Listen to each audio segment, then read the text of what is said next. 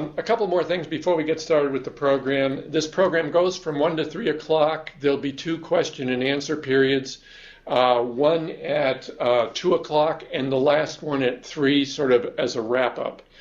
And also, and by the way, I just want to encourage you, the purpose of those question and answer periods is really critical to everything we're trying to do here, because it's not just a matter of presenting material to you on the air. It's a matter of answering your questions. And I know a lot of you may have questions that you've saved up or wondered about. Please don't be shy about asking questions. That's what we're here for, and we're glad to answer any question you may have.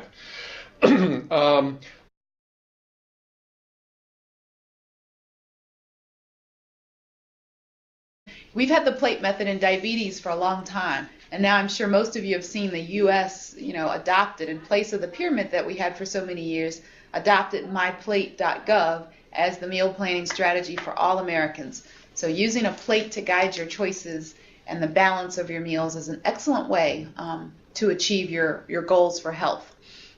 So before we look at that breakfast plate on page 5, I just want to draw your attention to the table, the box that says a healthy daily meal plan incorporates at least. So this is the minimum servings from each food group to ensure that you're eating balanced and you're eating well.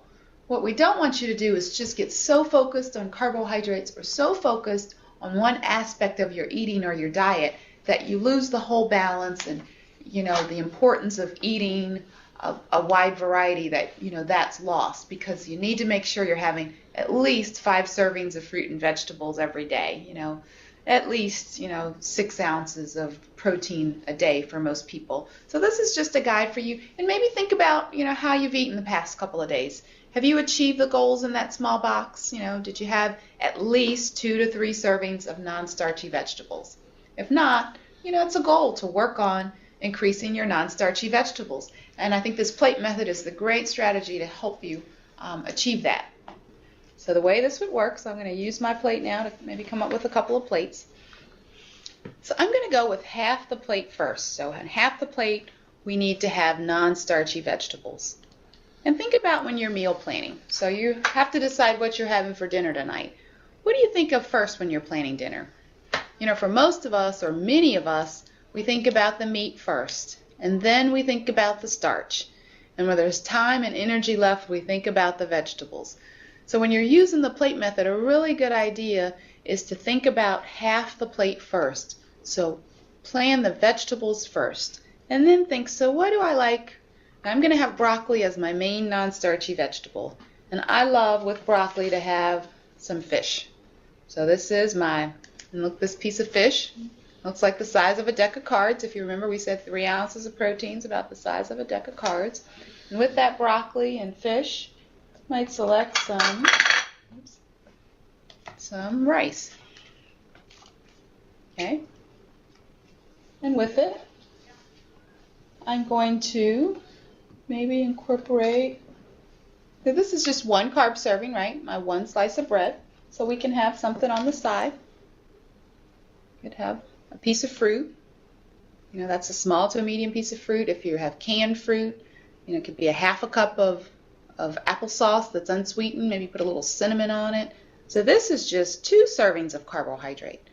So on your plate, you might have a little bit more rice than this 1/3 cup, and that would be okay. You could have another carb source with it. Maybe the yogurt wouldn't go well, but you want to have a small roll. This is 1, 2, 3 servings of carbohydrate. And there's always room for more vegetables.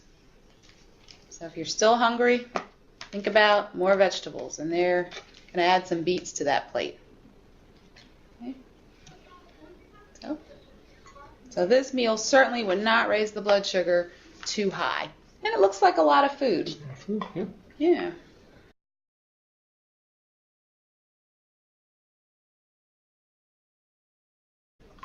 So that's the plate method. So now we should get to doing some basic carb counting in meals.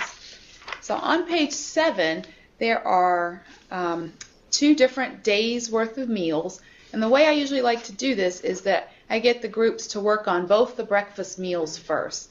And so the same question applies for all the meals as how many carbohydrate servings are in the meal. So take some time at your sites to answer the question. You can look back in the resources, and when we come back, we'll call on a group to talk through this with us to count the carbs. Okay, so we're starting with breakfast. So take a look at the 2 breakfasts that you've got on your sheet and see how many carbs you think there are in each one of those breakfasts. We'll give you a couple minutes to do that, and then we'll come back and check in with the site and see how many you think are there.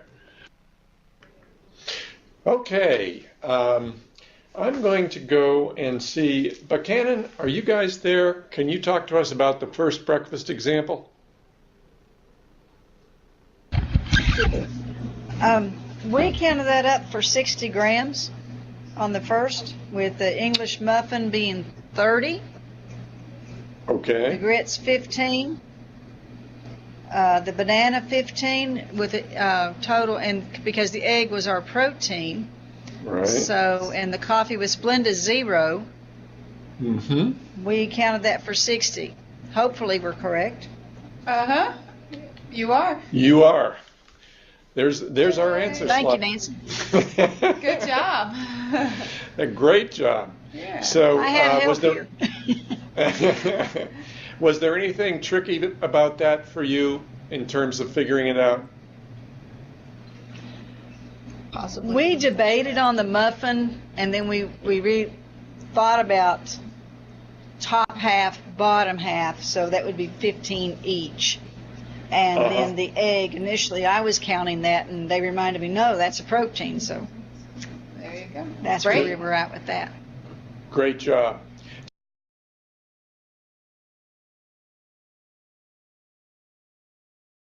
In Highland Medical Center, I know you're not getting picture today, but I think you can hear us. Do you have any questions there? Actually, we got everything fixed. We have picture and audio, so we're in good shape now. And I think we actually have one question. Okay.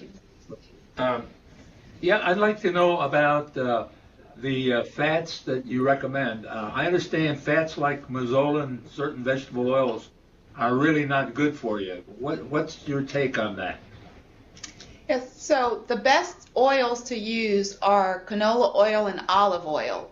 Also, peanut oil can be a good choice for oils. So you want an oil that's a monounsaturated fat. That's going to be the best choice. And often mazola, the corn oil, it's a polyunsaturated fat. So, it's certainly better than a solid fat like butter or some of the margarines, but just not as good as canola or olive oil. And then the handout toward the back, the Heart Healthy handout, there's a guide that I'll share with you about cholesterol and different, the cholesterol, blood cholesterols, and the better choices of fats.